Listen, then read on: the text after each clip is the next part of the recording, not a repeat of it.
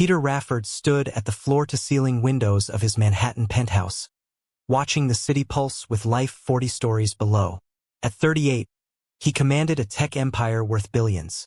Yet the reflection staring back at him revealed hollow eyes that money couldn't fill. The loneliness had become suffocating. Hello guys. Welcome to my channel where interesting stories of love, communication, and empathy are told. Today's story will touch your heart in ways you never expected. Please like this video, subscribe to our channel, share it with your friends, and don't forget to share your perspectives in the comments section below. The idea had crystallized during another empty dinner party where guests laughed too loudly at his mediocre jokes and agreed too quickly with his opinions. Peter needed to know, was there anyone in his life who saw him as more than a walking ATM? The test would be brutal but necessary. Give 4 women unlimited access to his fortune and watch what they revealed about themselves when they thought no one was looking. His girlfriend Victoria had been the obvious first choice. Stunning, sophisticated, and always perfectly dressed. She'd been by his side for 8 months. Their relationship felt more like a business arrangement than romance, but Peter had convinced himself that was normal for people in their position. She possessed the kind of beauty that stopped conversations and the social connections that opened doors, yet something always felt calculated about her affection. Then there was Amanda, his executive assistant for 3 years. Sharp as a blade and twice as ambitious, she'd climbed from intern to his right hand through sheer determination. Amanda knew his schedule better than he did, anticipated his needs before he voiced them, and had saved him millions through her strategic insights. But Peter often caught her studying him with an intensity that suggested she was always calculating her next move up the corporate ladder. The third candidate was Sophia, a lifestyle influencer with 2 million followers who'd entered his orbit 6 months ago at a charity gala. She was magnetic, drawing people into her world of luxury and aspiration. Her Instagram posts from their dates had generated hundreds of thousands of likes, and she'd made no secret of how their association had elevated her brand. Peter wondered if he was just another accessory in her carefully curated life. The fourth choice had surprised even him. Mirabel Santos, his housekeeper for the past 2 years, barely spoke above a whisper and seemed to fade into the background whenever guests arrived. She was perhaps 45, with gentle eyes and calloused hands that spoke of a lifetime of hard work. Unlike the others, she'd never asked him for anything. Not a raise, not a favor, not even a recommendation. She simply appeared each morning, transformed his chaotic living space into something resembling a home, and disappeared before he returned from work. Peter's lawyer had initially balked at the plan. You want to give 4 women access to $100 million? Sir, with respect, have you lost your mind? Maybe, Peter had replied, signing the documents anyway. But I need to know who these people really are when they think I'm not watching. The rules were elegantly simple. Each woman would receive a platinum card with a $100 million limit. They had 72 hours to spend however they wished, with only one restriction. They couldn't give money directly to Peter or his companies. No explanations required, no justifications needed. Just pure, unfiltered choice. Peter had installed discreet surveillance systems and hired a team of private investigators to monitor every transaction. He told himself it wasn't about the money. He could lose $100 million and barely notice the dent in his net worth. This was about something far more valuable. Finding someone who might love him for who he was rather than what he could provide. The morning of the test, Peter called each woman separately. Victoria squealed with delight, immediately launching into plans for a shopping expedition. Amanda's response was more measured but equally enthusiastic. She spoke of investment opportunities and strategic networking. Sophia practically vibrated with excitement, already envisioning the content she could create. But Mirabel's reaction had been different. When Peter explained the gift, she'd gone completely silent for nearly 30 seconds. Mr. Rafford, she'd finally whispered, I don't understand. Why would you do this? Because I want to, he'd replied simply. No strings attached, Mirabel. Just be yourself. As the 72 hours began, Peter retreated to his private office, surrounded by monitors that would show him everything he needed to know. His heart hammered against his ribs as he prepared to discover which of these women, if any, might be worthy of his trust. The test would reveal their true characters, but Peter suspected it might reveal something about himself as well, something he wasn't entirely prepared to face. The city continued its relentless rhythm below, indifferent to the drama about to unfold in the life of one lonely billionaire who was about to learn that sometimes the most profound revelations come from the most unexpected sources. The first 24 hours unfolded exactly as Peter had anticipated, yet somehow still managed to disappoint him. Victoria's spending spree began before noon, starting with a private jet to Paris, where she purchased an entire boutique's spring collection. The surveillance footage showed her laughing with friends as she modeled designer gowns, each costing more than most people's annual salaries. By evening, she'd moved to Milan, then London, treating her entourage to 5-star accommodations and Michelin-starred dinners. Her social media exploded with posts showcasing her spontaneous European adventure, each image more extravagant than the last. Amanda's approach was characteristically strategic. She'd immediately booked the penthouse suite at the Four Seasons and began hosting intimate dinners for tech industry leaders, venture capitalists, and media moguls. Peter watched through hidden cameras as she positioned herself as a rising power player, using his money to buy influence and connections. She'd purchased a stake in 3 promising startups, hired a team of consultants to develop her personal brand, and even put a down payment on a Manhattan office space. Every dollar spent was calculated to advance her career trajectory. Sophia's response was pure spectacle. She'd chartered a luxury yacht in Monaco and thrown an impromptu party that attracted celebrities, influencers, and socialites from across Europe. The event trended worldwide on social media, with hashtag #SophiaSurprise generating millions of views. She'd hired professional photographers, a full catering staff, and even arranged for a surprise performance by a Grammy-winning artist. The party was a masterclass in personal branding, transforming her from a successful influencer into a global sensation overnight. But Mirabelle had simply vanished. Peter's security team lost track of her within hours of receiving the card. She'd withdrawn a modest amount of cash from an ATM in Queens, then disappeared from all surveillance systems. No credit card transactions, no digital footprints, no social media posts. It was as if she'd evaporated into the city's 8 million anonymous souls. "Sir, we've checked every hospital, hotel, and transportation hub," his head of security reported on day 2. "She's not using the card, and she's not at her apartment. Should we file a missing person report?" Peter stared at the blank screen that should have shown Mirabelle's activities.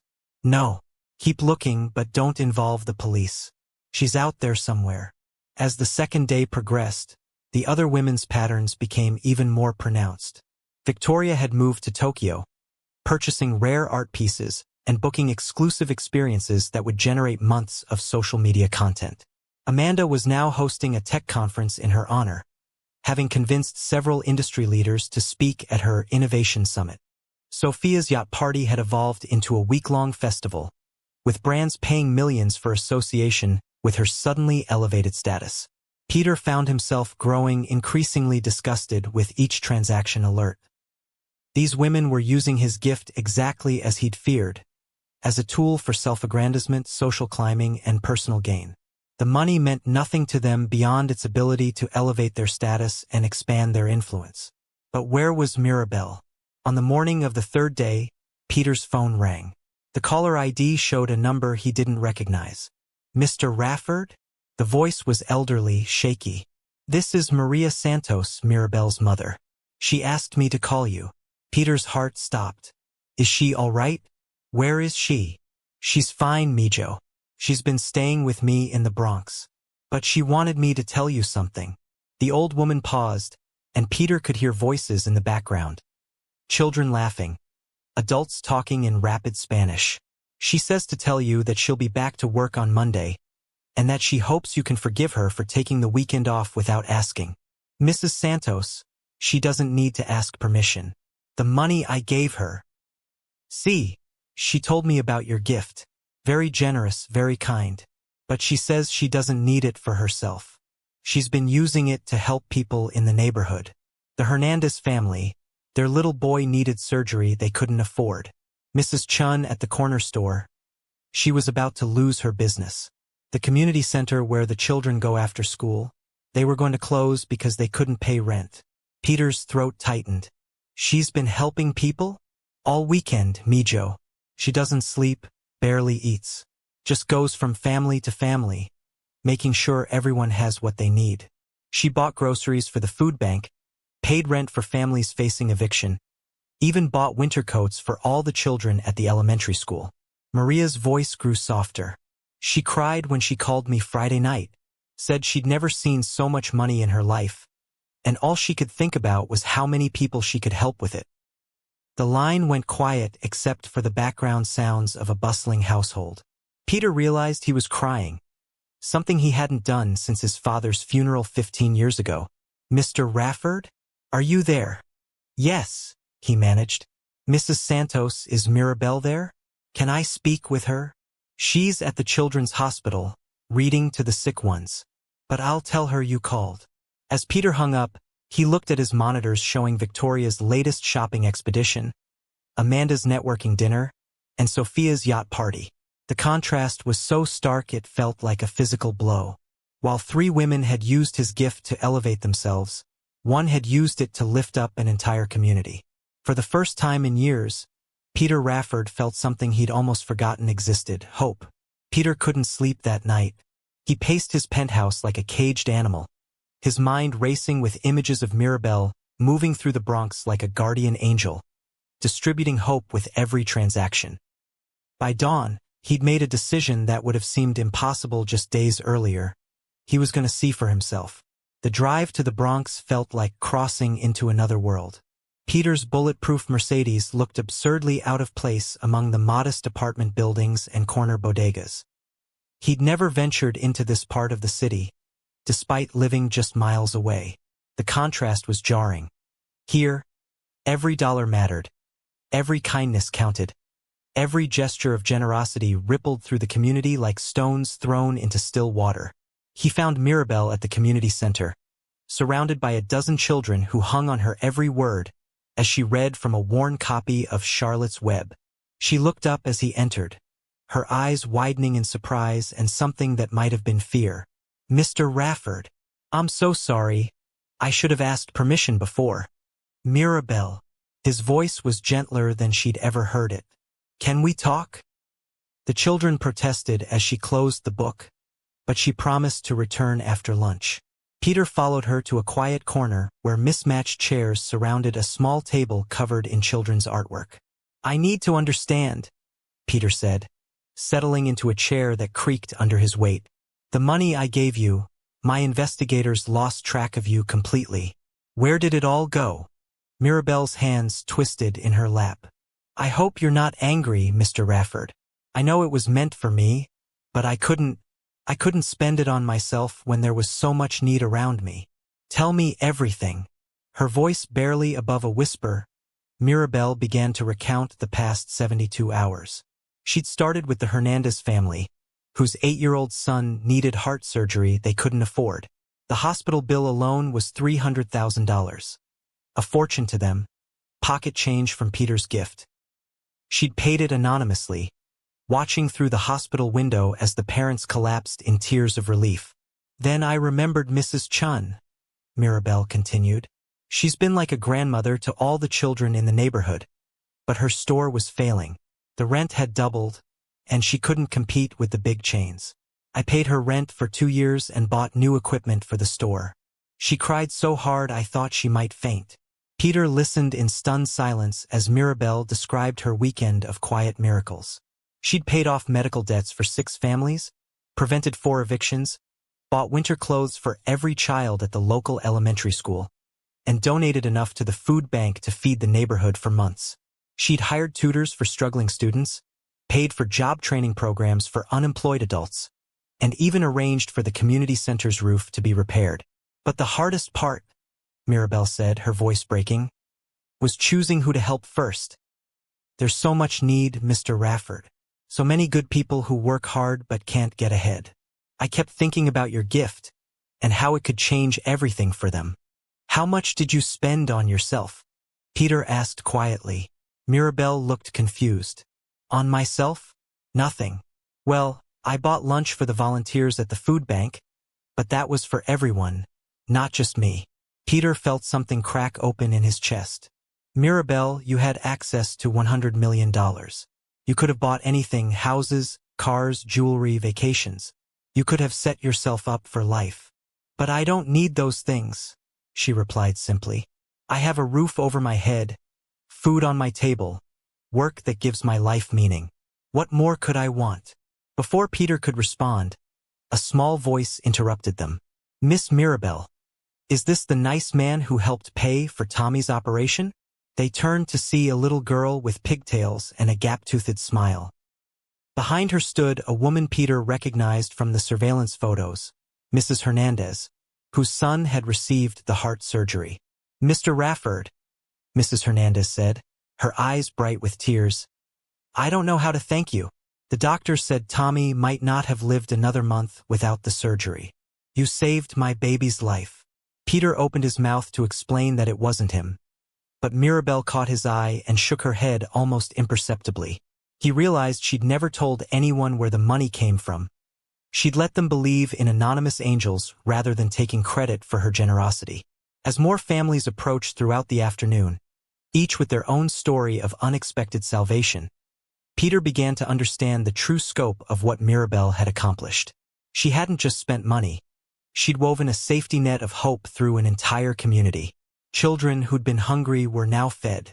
Families who'd faced homelessness now had secure housing. Dreams that had seemed impossible were suddenly within reach. There's something else, Mirabelle said as the crowd thinned. I kept detailed records of every transaction. I know you'll want to review them, make sure the money was spent properly. She handed him a worn notebook filled with meticulous handwriting. Each entry included the recipient's name, the amount spent, and a brief explanation of their need. At the bottom of each page, she'd written the same phrase, "Thank you for letting me be your hands in helping others." Peter stared at the notebook, his vision blurring. In 3 days, this quiet woman had accomplished something he'd never managed in decades of charitable donations and tax-deductible contributions. She'd made the money personal, transformative, life-changing. She'd seen each recipient not as a statistic but as a human being deserving of dignity and hope. Mirabelle, he said, his voice thick with emotion. You've shown me something I'd forgotten existed. You've shown me what love actually looks like. She looked at him with confusion, but before she could respond, Peter's phone buzzed with notifications. The other women were calling, texting, demanding to know when they'd receive their next installments. They'd already spent their $100 million and wanted more. But Peter was done with tests. He'd found what he was looking for in the last place he'd expected to find it, in the gentle heart of a woman who'd never asked for anything and had given everything away. The confrontations came swiftly and brutally. Peter scheduled meetings with Victoria, Amanda, and Sophia for the following week, but their reactions to the end of their financial windfall told him everything he needed to know about their true characters. Victoria stormed into his office wearing a designer dress she'd purchased in Milan, her face twisted with indignation. You can't be serious about cutting off the card, she snapped. I have commitments, Peter. People are expecting me to maintain a certain lifestyle now. The test is over, Peter replied calmly. You had 72 hours with unlimited access. What you chose to do with that time revealed everything I needed to know. Test. Victoria's voice rose to a shriek. You were testing me? How dare you? I thought we had something real, something special. Did we? Peter asked quietly. Because from where I'm sitting, it looks like you had something special with my credit card. Victoria's mask slipped completely. Don't be naive, Peter. You think any woman would be with you for your sparkling personality? You're boring, emotionally unavailable, and obsessed with work. The money was the only interesting thing about you. Her words should have stung, but Peter felt only relief. The truth, however harsh, was liberating. Thank you for your honesty, he said. Security will escort you out. Amanda's reaction was more calculated but equally revealing. She arrived with a presentation folder, her approach professional and strategic. Peter, I understand you're concerned about the spending, but I want you to see the return on investment. The connections I made, the deals I structured, they'll benefit both of us long-term. Amanda, you used the money to advance your own career. Of course I did, she replied without shame. That's what smart people do with opportunities. I thought you'd appreciate the business acumen. What I appreciate, Peter said, is loyalty, integrity, the ability to think beyond your own advancement. Amanda's composure cracked slightly. You're making isn't the same as caring. You can clean out your office by Friday. Sophia's response was perhaps the most telling. She laughed when Peter explained the test, her perfectly veneered smile never wavering. Oh, Peter, you're so dramatic. Of course I spent the money on myself, that's what it was for, right? The yacht party was incredible marketing. My follower count has tripled, and I've got brand deals worth millions now. You should be thanking me for making such good use of your investment. It wasn't an investment, Sophia. It was supposed to be a gift. Same thing, she shrugged. Look, if you're feeling buyer's remorse, that's on you. I never promised to be Mother Teresa. I'm an influencer. My job is to influence people to want the lifestyle I represent. And what lifestyle is that? Success, obviously. Beauty, luxury, aspiration. The kind of life people dream about. She paused, studying his expression. Oh my God, you're serious about this, aren't you? You actually expected me to give the money away to charity or something? Peter nodded slowly. Something like that. Well, that's your problem, not mine. Thanks for the boost to my career, though. This whole thing will make great content. As the door closed behind Sophia, Peter felt a profound sense of emptiness. Not from loss, but from the realization of how hollow his relationships had become. He'd surrounded himself with people who saw him as a means to an end, a stepping stone to their own ambitions. But then he thought of Mirabelle, and warmth flooded back into his chest. He found her that evening in his kitchen, preparing dinner as if nothing had changed. She looked up nervously as he entered, her hands stilling on the vegetables she was chopping. Mr. Rafford, I hope it's all right that I came back to work. I know the weekend was unusual. Mirabelle, Peter said, pulling out a chair at the kitchen island, something he'd never done before. Can you sit with me for a moment? She hesitated, then wiped her hands on her apron and perched on the edge of the chair across from him. Am I in trouble? No, Peter said softly. You're the only person in my life who isn't in trouble. He took a deep breath. I need to ask you something, and I want you to be completely honest with me. Mirabelle nodded, her dark eyes wide with concern. If this house was yours, if everything I own was yours, what would you do with it? The question seemed to confuse her. I don't understand, Mr. Rafford. Humor me. If you woke up tomorrow and owned this penthouse, the company, all of it, what would your life look like? Mirabelle was quiet for a long moment, her gaze drifting to the windows that overlooked the city. I suppose I'd turn some of the empty rooms into classrooms. Teach children to read, help adults learn English. The kitchen is so big, we could cook meals for families who don't have enough food. She paused, her voice growing stronger. And the rooftop, it's so beautiful up there, but no one ever uses it. We could make a garden where children could learn to grow things, where people could come to find peace. Peter felt tears prick his eyes. What about yourself? What would you want? I'd want to wake up every day knowing that I'd made someone's life a little better, she said simply. I'd want to go to sleep feeling like I'd used the gifts God gave me to serve others. That's all I've ever wanted. Peter reached across the island and took her work-worn hands in his.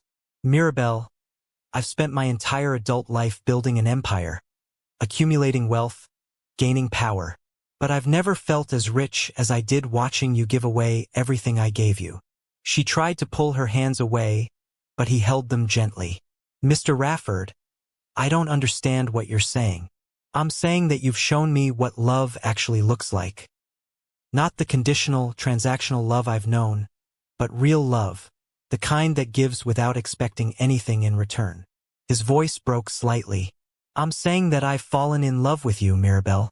Not because of what you can do for me, but because of who you are. Mirabelle's eyes filled with tears.